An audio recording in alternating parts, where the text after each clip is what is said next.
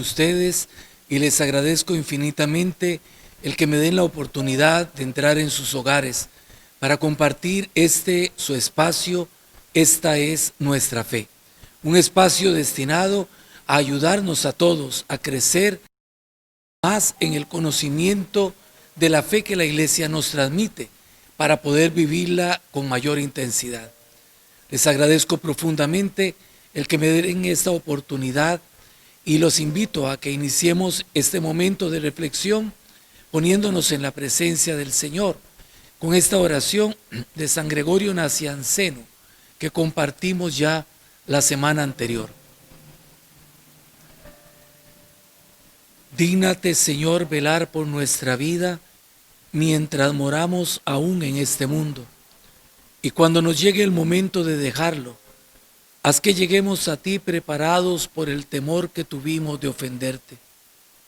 No permitas, Señor, que en la hora de nuestra muerte, desesperados y sin acordarnos de ti, nos sintamos como arrancados y expulsados de este mundo, sino que por el contrario, alegres y bien dispuestos, lleguemos a la vida eterna y feliz en Cristo Jesús, Señor nuestro.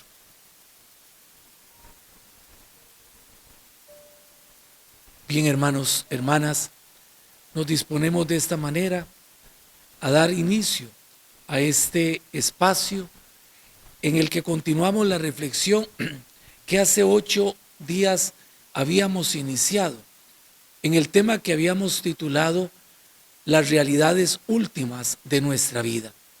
Este tema suscitó muchas participaciones de parte de ustedes, preguntas, inquietudes que surgieron, que en aquel momento, la semana anterior, yo traté de ir evacuando, pero que era consciente, como se los dije, que necesitábamos dejar que el tema se fuera desarrollando para que por sí mismo fuera aclarando algunas de las inquietudes surgidas. No obstante esto, sí hubo algunas que quedaron planteadas cuando nos referimos a la forma inadecuada de concebir la muerte en nosotros y el valor de nuestro cuerpo en relación con la muerte y con la resurrección. Quisiera iniciar por ello dando algunas indicaciones que posteriormente vamos a ir desarrollando con mayor profundidad, pero sí para que puedan quedar clarificadas algunas inquietudes que surgieron. Estoy citando una instrucción de la Congregación para la Doctrina de la Fe llamada Ad Resurgerdum cum Christo, acerca de la sepultura de los difuntos y la conservación de las cenizas en caso de cremación. Hubo una de las inquietudes de algunas de las personas que me expresaban que habían quedado confusas en cuanto a si la cremación era permitida o no era permitida por la Iglesia. La respuesta es que no hay ningún inconveniente siempre y cuando no se opte por la cremación por motivos ajenos a la fe. Pero en todo caso, ¿cuáles son las indicaciones que la Iglesia nos da en relación con este tema? Primero, la Iglesia aconseja vivamente la piadosa costumbre de sepultar el cadáver de los difuntos. No obstante estar permitida la cremación, la Iglesia sigue recomendando como una práctica de piedad el poder sepultar el cadáver de los difuntos. Segundo, la cremación es permitida, ya que la cremación del cadáver no toca el alma y no impide a la omnipotencia divina resucitar el cuerpo. Y acá viene la indicación que antes señalé, siempre que no se realice por motivos contrarios a la fe. Tercero, enterrando los cuerpos de los fieles difuntos, la Iglesia confirma su fe en la resurrección de la carne y pone de relieve la alta dignidad del cuerpo humano como parte integrante de la persona con la cual el cuerpo comparte la historia. Cuarto, no puede permitir, por lo tanto, la iglesia, actitudes y rituales que indiquen conceptos erróneos de la muerte, considerada como una anulación definitiva de la persona o como momento de fusión con la madre naturaleza o con el universo, o como una etapa en el proceso de reencarnación, o como la liberación definitiva de la prisión del cuerpo. Todos estos motivos son ajenos a la fe. Quinto, por el significado que el cuerpo tiene para un cristiano, si por razones legítimas se opta por la cremación del cadáver, las cenizas del difunto, por regla general, deben mantenerse en un lugar sagrado, un cementerio o, si es el caso, en una iglesia o en un área dedicada a tal fin por la autoridad eclesiástica competente. Hay iglesias que tienen un cierto recinto en donde hay unos cenizarios especiales para conservar allí las cenizas de los difuntos. Sexto, no está permitida la conservación de las cenizas en el hogar. Las cenizas no pueden ser divididas entre los diferentes núcleos familiares y se les debe asegurar respeto y condiciones adecuadas de conservación. Por eso es que se deben sepultar. 7. No sea permitida la dispersión de las cenizas en el aire, en la tierra o en el agua o en cualquier otra forma, o la conservación de las cenizas en recuerdos conmemorativos, en piezas de joyería o en otros artículos. 8.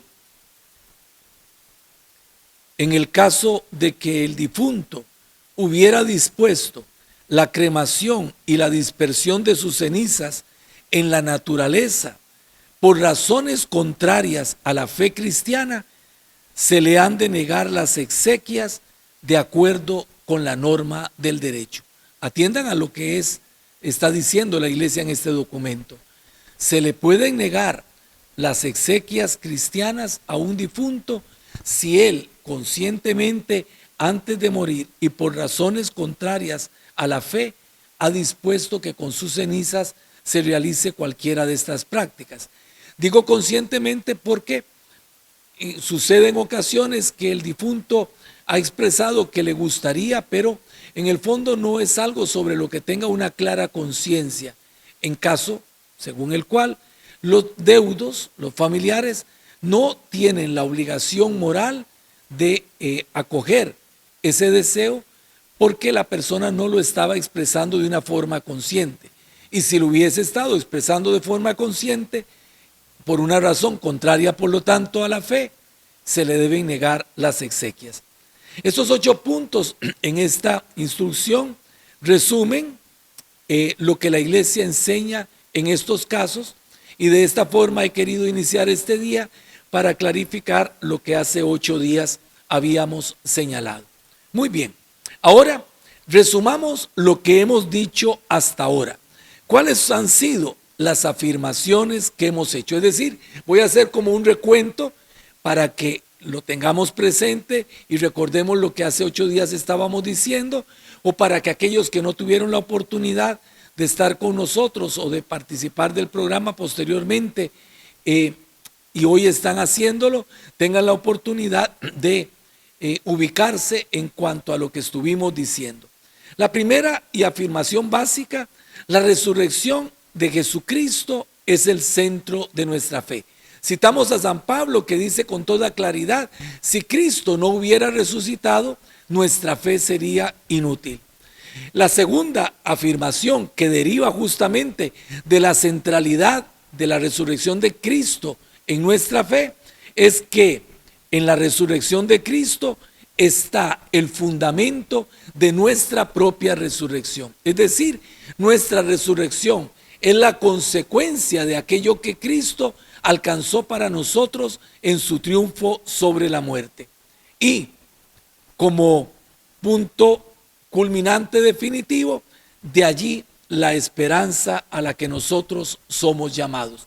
Es decir, tenemos clara conciencia de estar destinados a la eternidad, y en esto se fundamenta el que podamos vivir nuestra vida, recorrer nuestra vida con la confianza plena de que aquello que vivimos tiene sentido, y tiene sentido porque no acaba debajo de la tierra, porque no acaba en una tumba, sino porque es el germen que nos permitirá cosechar una vida para toda la eternidad. Al lado de estas afirmaciones, hemos señalado también cómo hay algunos condicionamientos que afectan nuestra posibilidad de creer en la vida eterna. Si estamos señalando que el creer en la vida eterna es el fundamento de nuestra esperanza, al mismo tiempo hemos señalado algunos elementos que hacen que nuestra posibilidad de creer se vea en alguna medida obstaculizada. Elementos del pensamiento, elementos del contexto cultural en el que vivimos, y que en alguna medida dificultan nuestra fe. No digo la fe de todos, pero sí, por lo menos a un nivel global, culturalmente hablando, dificultan el que podamos vivir con toda la intensidad esta nuestra fe en la resurrección de los muertos y en la vida eterna.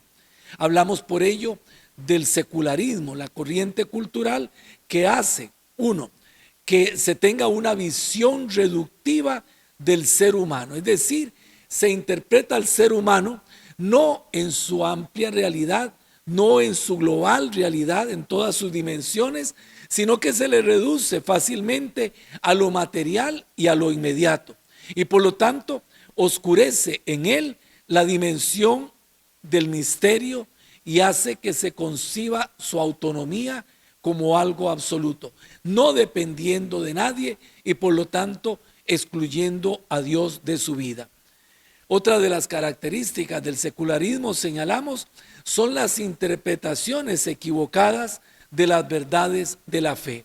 Se pone en duda la existencia del alma, la vida más allá de la muerte, la relación entre la muerte y la resurrección al final del tiempo.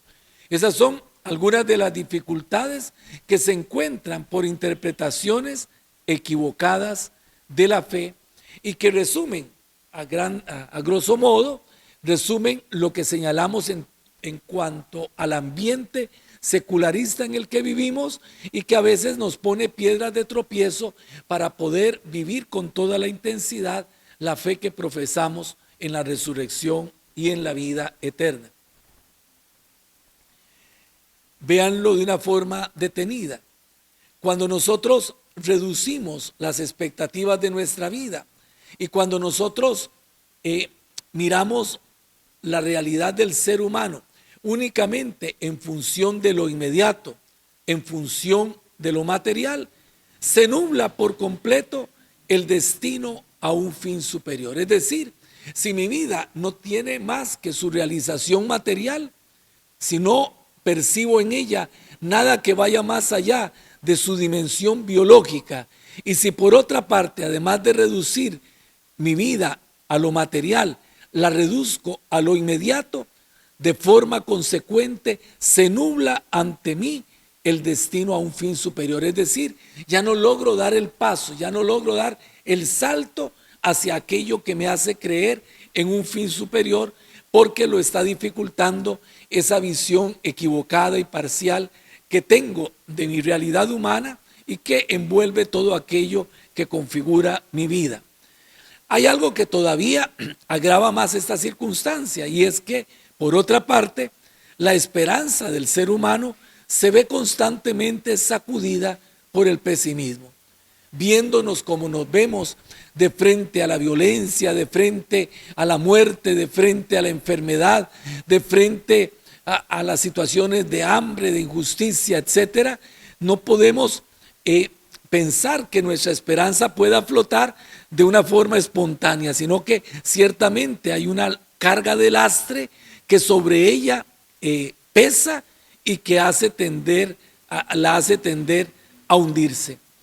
En medio de todo esto, es por ello que el sentido de la muerte se empaña. Es por ello que a veces no logramos captar el sentido que para nosotros la muerte debe encerrar, el sentido que para nosotros la muerte debe tener. Y le señalaba la semana anterior cómo es frecuente encontrarse con que ya se ha vuelto parte del actuar, de la forma de proceder y de la forma de pensar, el que se trata de eliminar todo aquello que haga referencia a la muerte, todo aquello que de una u otra forma ponga la muerte de nosotros. Se va de hacer tumbas, se hacen jardines, se va de vestir de luto y se disipa el dolor que se experimenta, muchas veces minimizando todos estos ritos a través de los cuales el ser humano se enfrentaba o se enfrenta todavía en muchos casos a la muerte. Piensen, por ejemplo, en la práctica de rezar el novenario. Cuando se rezaba o se reza el novenario en una casa para hacer memoria del difunto, la familia se da a sí misma la posibilidad de compartir durante los primeros días posteriores a la muerte aquella experiencia dolorosa que sin duda alguna ha provocado una ruptura.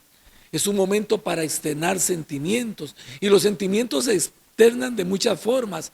Se hace un altar, se pone una fotografía del difunto, se ponen unas flores, se enciende una vela. Todo eso no es otra cosa sino un ritual o un conjunto de rituales a través de los cuales expresamos lo que sentimos, canalizamos lo que la experiencia de la muerte hace en nosotros y podemos asumirla de mejor manera.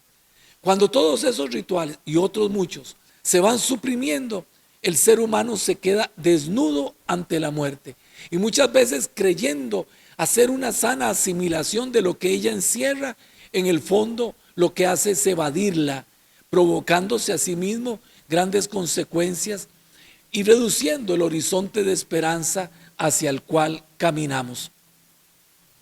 No se logra ver lo que está más allá de la muerte, sino solamente un horizonte que se limita a la realidad intramundana. Es decir, no nos consuela lo que está más allá de la muerte, sino que buscamos en alguna medida respuestas inmediatas que puedan amortiguar el dolor que provoca en nosotros la experiencia de la muerte, la herida que nos hace.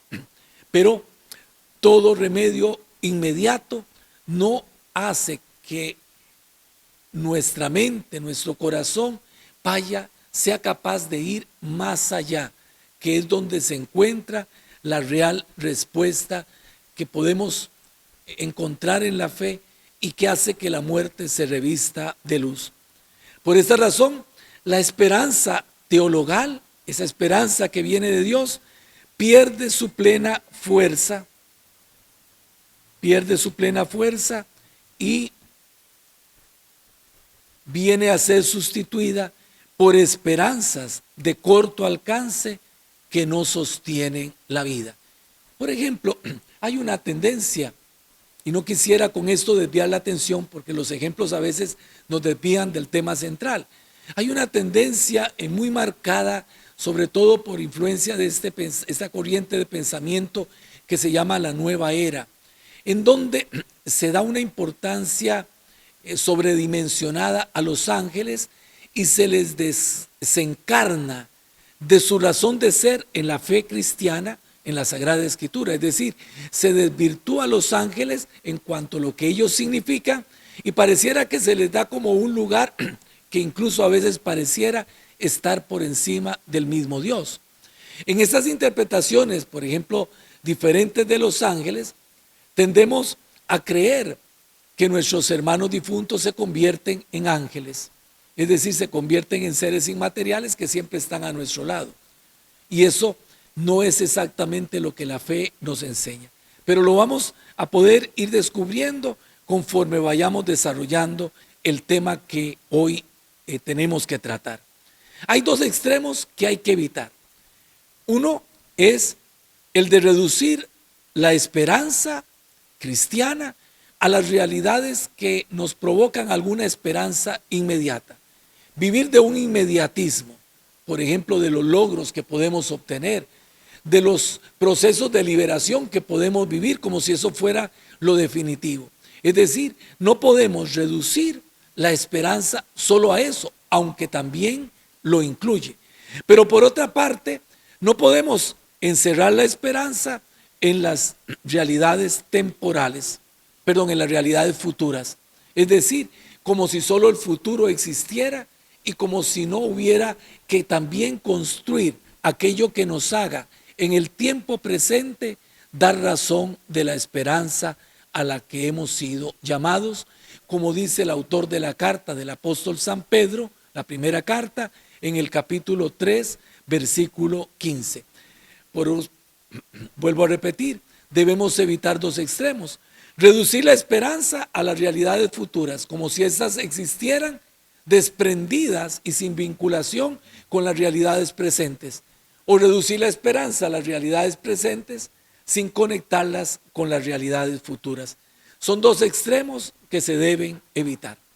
Teniendo en cuenta todo esto, que hace un resumen de lo que vimos la semana anterior, ahora entonces volvemos al punto de partida. ¿Cuál fue el punto de partida? Afirmar la resurrección de Cristo. Les recomendé, y de repente lo han hecho, ojalá que sí, de leer en la primera carta del apóstol San Pablo a los Corintios el capítulo 15. Este capítulo juega un papel importantísimo en el tema que estamos tratando. El apóstol Pablo escribía a los Corintios: pues os transmití en primer lugar lo que a mi vez recibí, que Cristo murió por nuestros pecados según las Escrituras, y que fue sepultado y que resucitó al tercer día. Pablo comunica a la comunidad lo que él también ha recibido por la evangelización que en él vertió la comunidad primitiva, aquello que fue viviendo como una experiencia de conversión, y lo reduce en cosas muy sencillas y a la vez de vital importancia. Cristo murió por nuestros pecados, fue sepultado y resucitó al tercer día. Pablo con esto pone en evidencia el núcleo central y fundante de nuestra fe. Ahora bien, Cristo no solo resucitó de hecho, sino que es, como dice el Evangelio según San Juan, la resurrección y la vida. Y por lo tanto, Cristo resucitado es la esperanza de nuestra resurrección, porque murió y en su muerte venció a la muerte, resucitando de entre los muertos, no solo para sí mismo, sino para abrir para nosotros un camino que nos posibilita participar en su victoria y por lo tanto participar de su resurrección.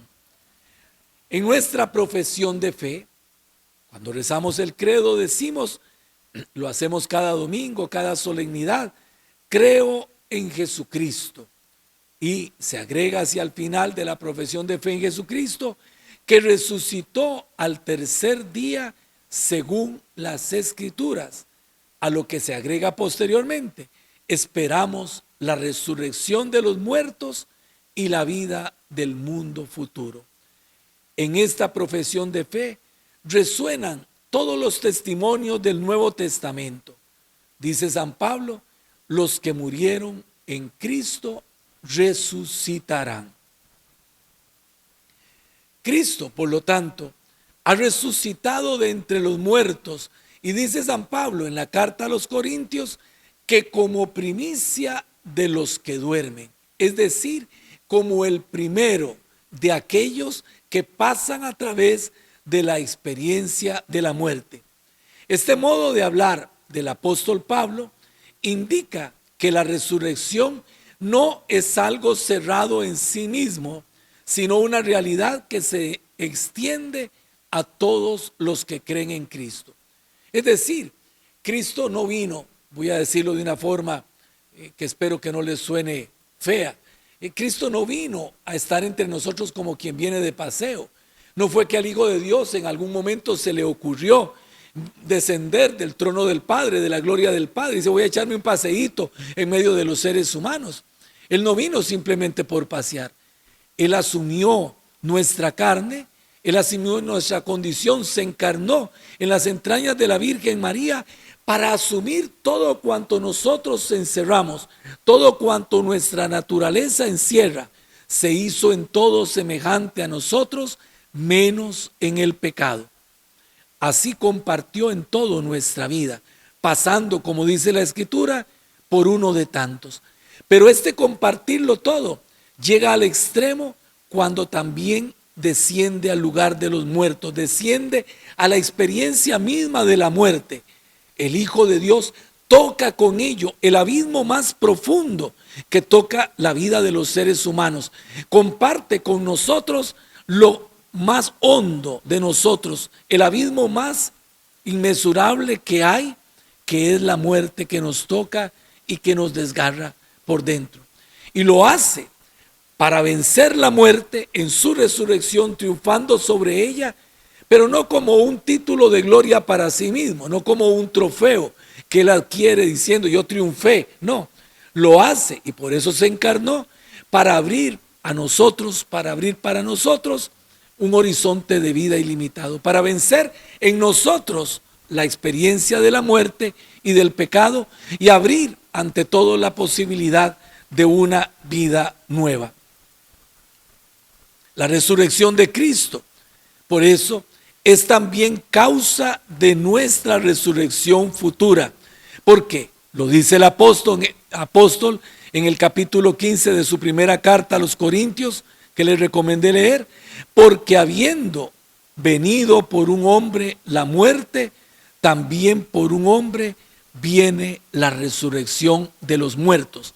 Se refiere a Adán, por quien viene la muerte a la humanidad, y se refiere al segundo Adán, a Cristo, por quien merecemos obtener la vida.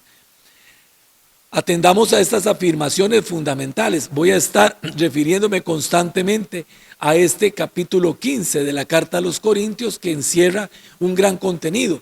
Posteriormente a todo lo que vayamos reflexionando, ustedes podrán tomar el texto en sus manos, podrán repasarlo y podrán saborear con mayor densidad todo aquello que en él el apóstol San Pablo nos dice.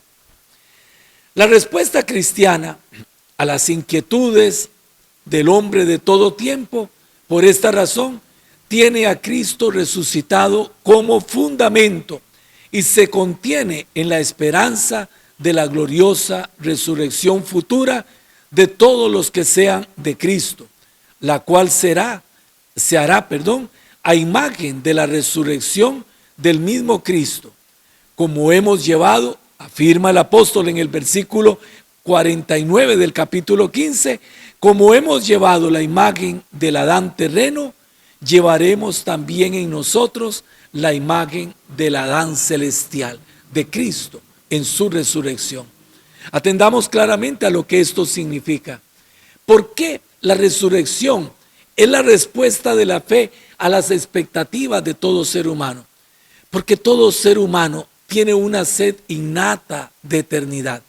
Porque todo ser humano quiere desarrollarse y crecer más allá de los límites que le impone su propia naturaleza. Y todo aquello que el ser humano va conquistando a lo largo de su vida, siempre le lanzará a algo mayor que terminará encontrando su horizonte definitivo solamente en la resurrección de Jesucristo. Porque de lo contrario, en nuestra muerte terminaría absolutamente todo. Recuerdan que la semana anterior les ponía el ejemplo de cuando uno asciende a un alto monte y cómo después de las fatigas, después del cansancio, después de los tropiezos que ha tenido a lo largo del camino, llega a la cima y desde la cima vuelve a ver todo aquello que ha recorrido y todo adquiere sentido, todo adquiere sentido. Hay otro ejemplo que podríamos poner y al que el apóstol San Pablo también alude, un ejemplo muy cercano a las mujeres y hoy víspera del Día de la Madre, que toca de una forma particular la experiencia de las mujeres que son madres, que han tenido la oportunidad de llevar un hijo en su vientre. Saben bien que cuando llega el momento del alumbramiento, se va dando todo un proceso de adaptación del cuerpo que comienza Semanas Santas, cuando se comienza a ensanchar la pelvis, comienza a abrir espacio para que el niño encuentre el conducto por del cual debe salir bien preparado. Pero en medio de todo esto llega el momento del parto. Y en el momento del parto, obviamente, la criatura que va emergiendo del vientre materno no va pasando a través del conducto por el que debe salir sin provocar un profundo dolor en la mujer, que siente prácticamente que aquel dolor la está partiendo en dos. Para una mujer sería imposible poder pasar a través de los dolores del parto, si no fuese porque la anima una esperanza, la esperanza de poder ver a su hijo, a su hija pequeñita entre sus brazos. Yo tuve la experiencia hace muchos años de estar en un parto. Es una experiencia bellísima y es algo que yo muchas veces menciono. Para mí algo realmente milagroso. Cómo después de la expresión de dolor que se refleja en el rostro de una mujer, un dolor casi que llega a la desesperación, de un momento a otro, cuando la criatura nace, todo parece desaparecer. La madre ve al hijo en sus brazos y se olvida por completo de todo lo que acaba de pasar, de los dolores que acaba de sufrir. Bueno, eso ciertamente, y San Pablo lo señala, puede compararse con la experiencia de la resurrección. Es decir, el nacer a una nueva vida hace que cobre sentido todo aquello que hasta ese momento hemos vivido en medio de la limitación, en medio de la pobreza propia de nuestra condición humana.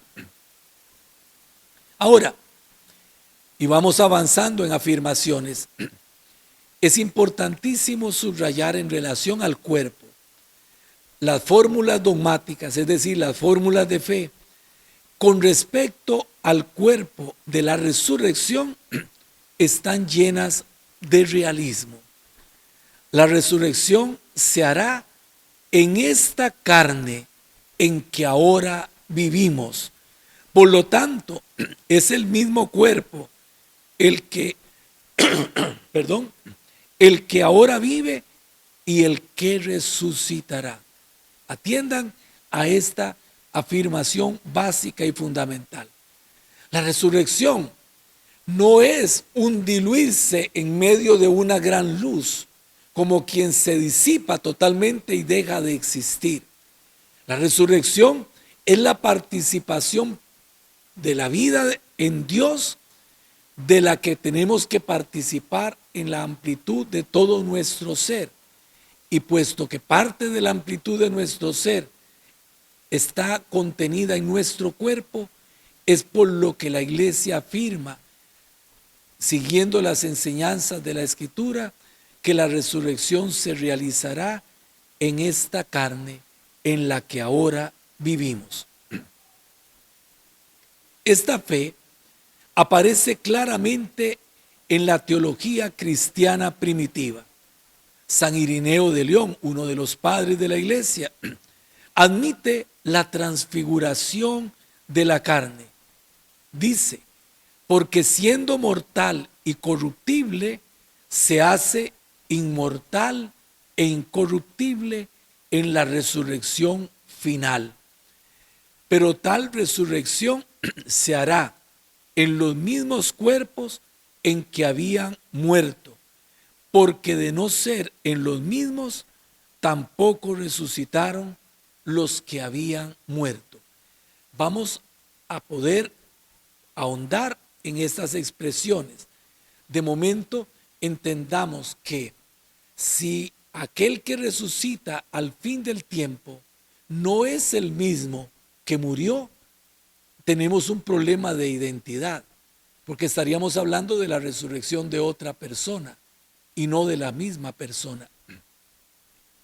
Es muy importante que no perdamos de vista esto, pero que tengamos al mismo tiempo la claridad para entender, óiganlo bien, para entender que cuando se habla del cuerpo, se habla ciertamente de nuestra realidad, que permite el encuentro con los demás. Pero no necesariamente se está refiriendo a un cuerpo igual que este que nosotros tenemos. Y creo que lo más claro para poder percibirlo está justamente en los relatos de la resurrección que ustedes tienen bien claritos, grabados en su memoria. Recuerden que cuando Jesús resucita, se aparece a los discípulos y hay una insistencia en Jesús en mostrarles las manos y el costado, en mostrarles a los discípulos las heridas de los clavos y en decirles claramente: dense cuenta que no es un fantasma, que no soy un fantasma, soy yo en persona. Su cuerpo es un cuerpo real, a tal punto que los relatos del Nuevo Testamento afirman que Jesucristo se sienta a comer con ellos, pero al mismo tiempo que es un cuerpo real y que se identifica con el cuerpo del crucificado, en él se ha realizado por la resurrección una transformación que lo ha convertido en un cuerpo glorioso. ¿Recuerdan cómo los textos del Evangelio nos dicen que estando los discípulos encerrados por miedo a los judíos, Jesús apareció en medio de ellos? No hay puerta abierta, la puerta está cerrada.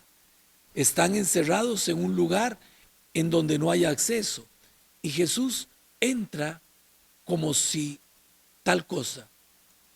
Si el cuerpo de Jesús fuera un cuerpo atado a la carne y a los huesos, a los músculos y a todos los tejidos, no hubiera podido traspasar las paredes ni la puerta. Se trata de su cuerpo, sí, pero de su cuerpo resucitado, un cuerpo glorioso, un cuerpo revestido, transformado por la gloria de Dios. Los padres de la iglesia piensan que sin identidad corporal no puede defenderse la identidad personal. La iglesia no ha enseñado nunca que se requiera, y por eso lo que dije anteriormente, que se requiera la misma materia para que pueda decirse que el cuerpo es el mismo.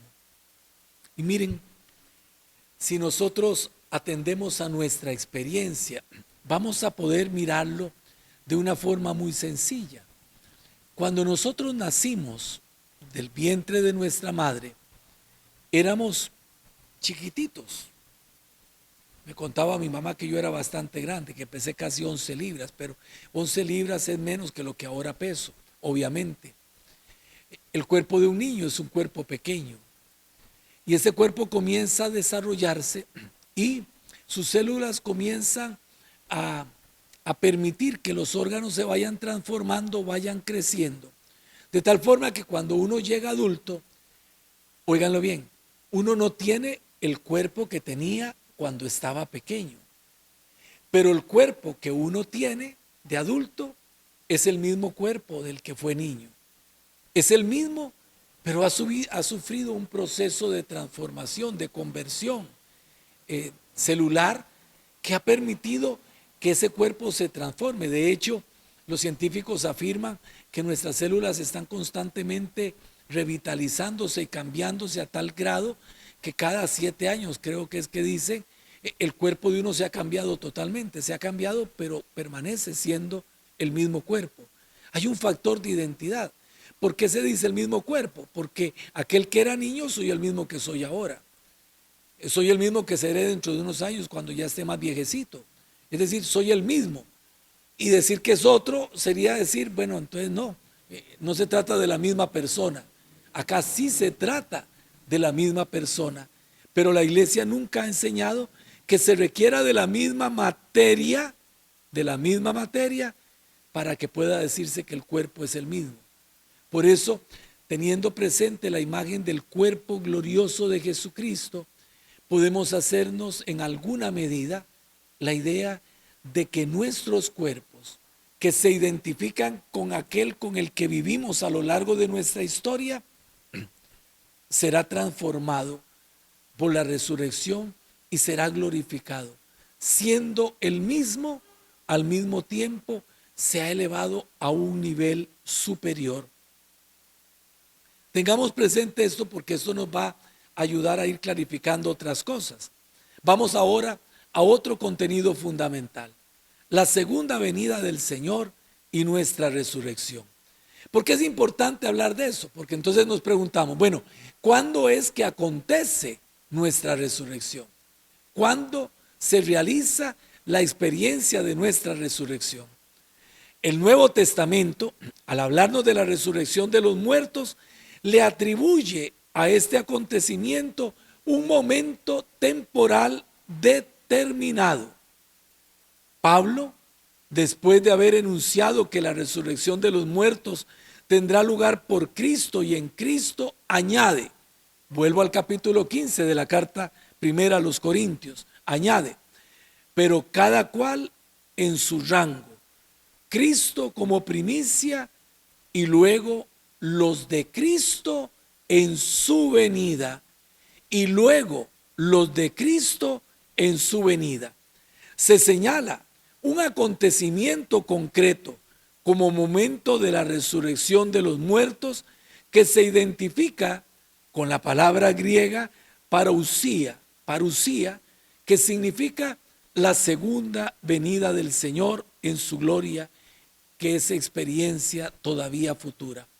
Es decir, si comenzamos a dar respuesta a la pregunta, ¿cuándo acontece nuestra resurrección? Tenemos entonces que decir, nuestra resurrección se dará en la segunda venida del Señor, al final de la historia, al final de los tiempos. Pueden buscar ustedes en la Sagrada Escritura si la tienen a mano, pero en todo caso en la pantalla tienen el texto de la primera carta del apóstol San Pablo a los tesalonicenses, capítulo 4, versículos 16 y 17.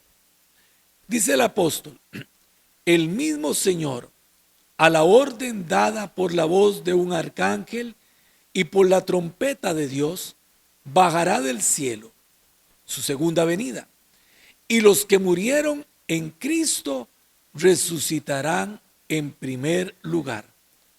Después nosotros, los que vivamos, los que quedemos, seremos arrebatados en nubes junto con ellos al encuentro del Señor en los aires, y así estaremos siempre con el Señor.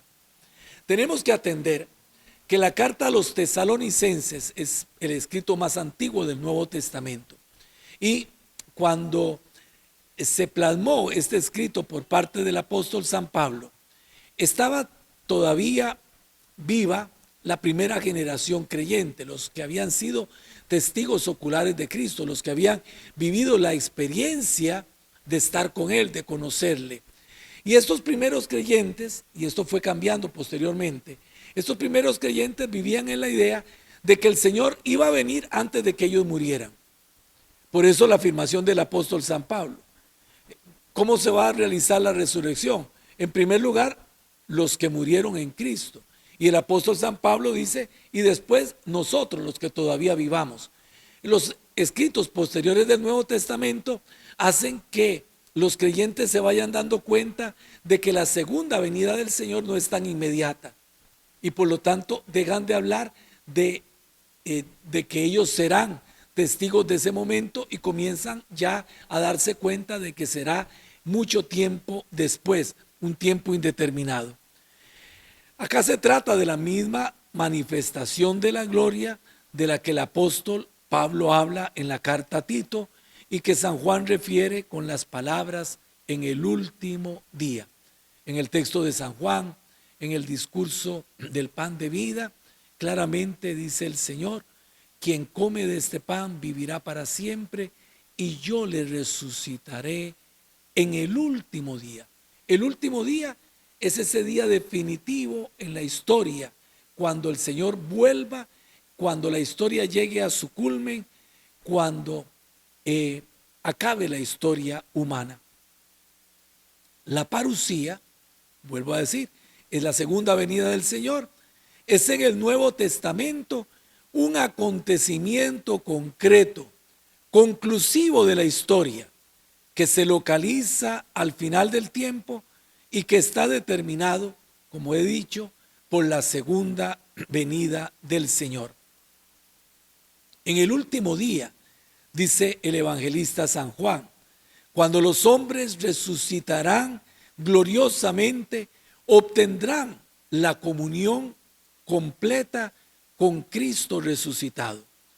La comunión del hombre con Cristo será entonces con la realidad existencial completa de ambos. Es decir, Cristo será completado. Atentos, no es que le falta ningún pedazo, pero recuerden cómo el Nuevo Testamento se refiere a Cristo como la cabeza de un cuerpo que formamos nosotros. Por lo tanto, en nuestra resurrección el cuerpo resucita junto con la cabeza y tenemos de frente al Cristo total. En este sentido, la afirmación de uno de los padres de la iglesia, Orígenes, es un solo cuerpo, el que se dice que resucita en el juicio, la cabeza y el cuerpo. Cristo que llega a la plenitud cuando por su segunda venida nosotros resucitamos con él. Nuestra resurrección será un acontecimiento eclesial en conexión con la segunda venida del Señor, cuando se haya completado el número de los hermanos. En el libro del Apocalipsis, el último libro de la Sagrada Escritura, en el capítulo 6, versículo 11, nos encontramos nosotros con este hermoso texto. Dice el vidente: entonces se le dio a cada uno un vestido blanco y se les dijo que esperasen todavía un poco hasta que se completara el número de sus consiervos y hermanos que iban a ser muertos como ellos. El autor del libro del Apocalipsis está refiriéndose a los mártires, aquella multitud de creyentes que en razón de su fe fueron torturados y asesinados hacia el final del siglo I, en la persecución de Nerón y de otros de los emperadores romanos. En esas persecuciones murieron muchos y muchos se preguntaban, bueno, ¿a dónde está el Señor? Y el autor de la carta señala con toda claridad, vuelvo a repetir, a cada uno se le dio un vestido blanco, es decir, es revestido de la gloria de Cristo. Y se le dijo que esperasen todavía hasta que se completara el número de sus consiervos, es decir, hasta que todos murieran. Es lo que está, a lo que nos estamos refiriendo cuando hablamos de la resurrección al final de la historia en la segunda venida del Señor. A lo que nos referimos en el credo cuando decimos: creo en la resurrección de los muertos y en la vida del mundo futuro. Existe, por lo tanto, un segmento de tiempo, y vean que pongo entre comillas tiempo, más allá de la historia. ¿Por qué digo tiempo entre comillas? Porque se supone que al finalizar la historia, sea nuestra historia personal o la historia definitiva, el tiempo se acaba. Es decir, después de nuestra muerte el tiempo no existe. Sin embargo, para poder hablar en categorías nuestras, tendríamos que decir que más allá de la historia existe un segmento de tiempo que va entre nuestra muerte, la muerte de cada uno de nosotros, y el momento de la resurrección definitiva. ¿Cuántas personas han muerto a lo largo de la historia? ¿Cuántos van a morir antes del momento definitivo? Pues entre el momento de nuestra muerte y el momento de la resurrección definitiva hay un segmento, digámoslo así, de tiempo. Un segmento de algo que humanamente solamente podemos entender como tiempo, aunque está más allá del tiempo. Atendamos a este texto. de la primera carta del apóstol San Pablo a los tesalonicenses en el capítulo 4, versículos del 13 al 18. Si lo tienen en la Sagrada Escritura, si tienen allí a mano la Sagrada Escritura, lo pueden buscar. La carta del apóstol San Pablo a los tesalonicenses, la primera carta en el capítulo 4. Voy a leerlo de la pantalla. Dice el apóstol: hermanos, no queremos que estén en la ignorancia respecto de los muertos, para que no se entristezcan como los demás que no tienen esperanza. Porque si creemos que Jesús murió y resucitó, de la misma manera Dios llevará consigo a quienes murieron en Jesús. Les decimos esto como palabra del Señor. Nosotros, los que vivamos, los que quedemos hasta la venida del Señor, no nos adelantaremos a los que ya murieron. Es lo que acabo de leer en el texto anterior, que está resumido acá. El mismo Señor, a la orden dada por la voz del arcángel, este fue el trocito que leí anteriormente, y por la trompeta de Dios bajará del cielo, y los que murieron en Cristo resucitarán en primer lugar. Después nosotros, los que vivamos, los que quedemos, seremos arrebatados en nubes junto con ellos al encuentro del Señor en los aires, y así estaremos siempre con el Señor. Consuélense pues mutuamente con estas palabras. Atendamos al texto. ¿Qué pasa con nosotros? Si estoy diciendo que entre el momento de nuestra muerte y el momento de la resurrección definitiva hay un segmento de tiempo, ustedes se preguntarán, entonces, ¿qué pasa? ¿Qué pasa en este momento mientras llega el momento definitivo? ¿Qué pasa con nosotros en el momento de la muerte? En la Escritura encontramos los fundamentos de nuestra fe. En el Antiguo Testamento, ¿se acuerdan que los judíos conciben el mundo como en tres niveles? El nivel superior, que es el cielo; el nivel intermedio, que es la tierra donde habitan los hombres; y el nivel inferior, que es donde habitan los muertos. Ese lugar de los muertos en hebreo se dice Sheol, se llama Sheol, es lo que se traduce como el infierno.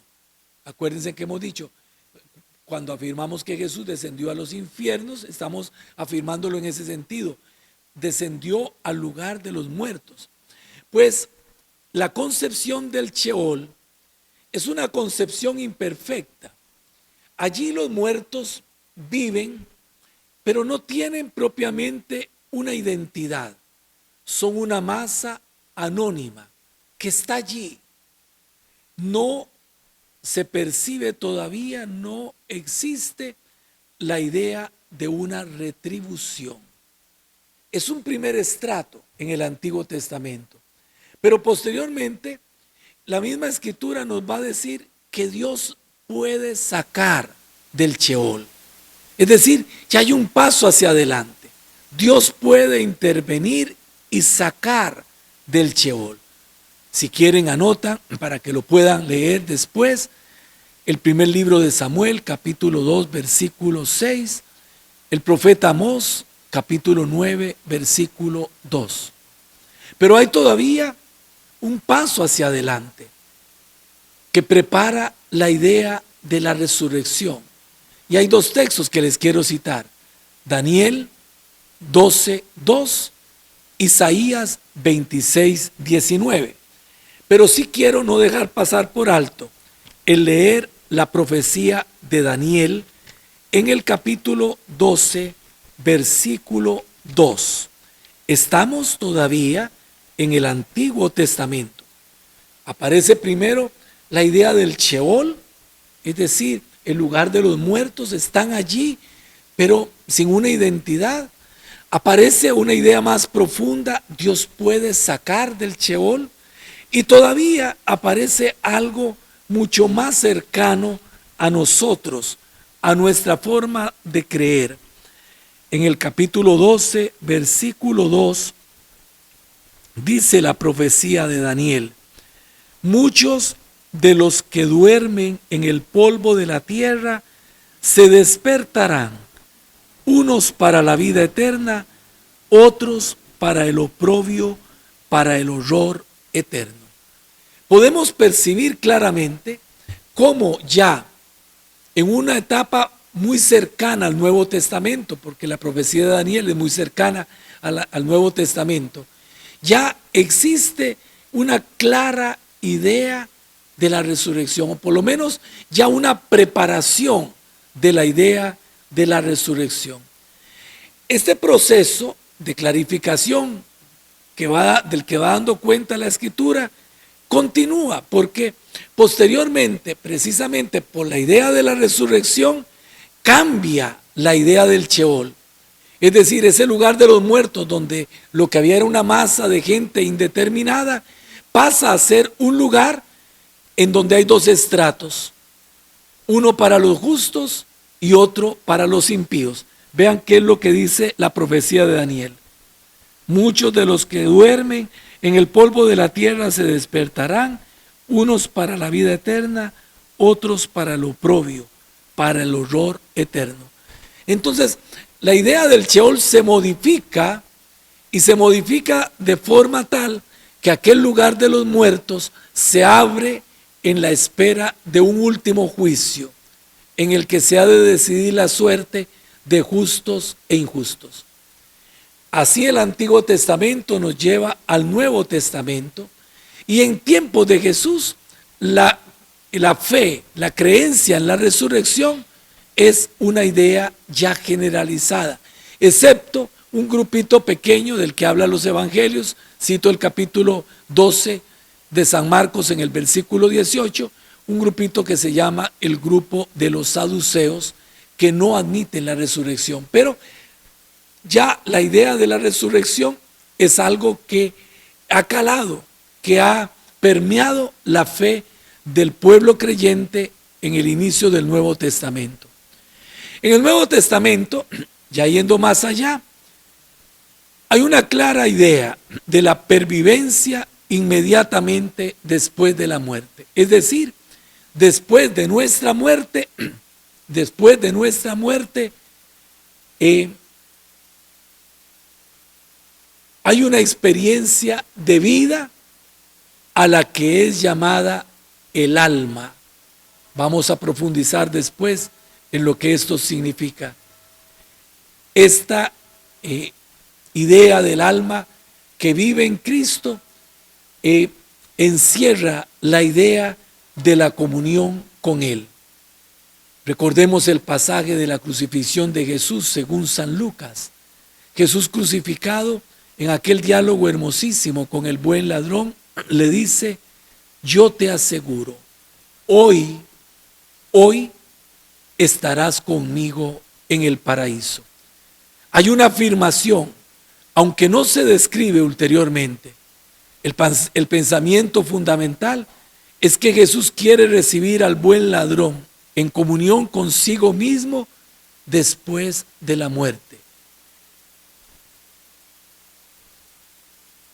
También en el libro de los Hechos de los Apóstoles, cuando se nos describe la lapidación de Esteban, él manifiesta la misma esperanza en las palabras: estoy viendo los cielos abiertos y al Hijo del Hombre que está en pie a la derecha de Dios.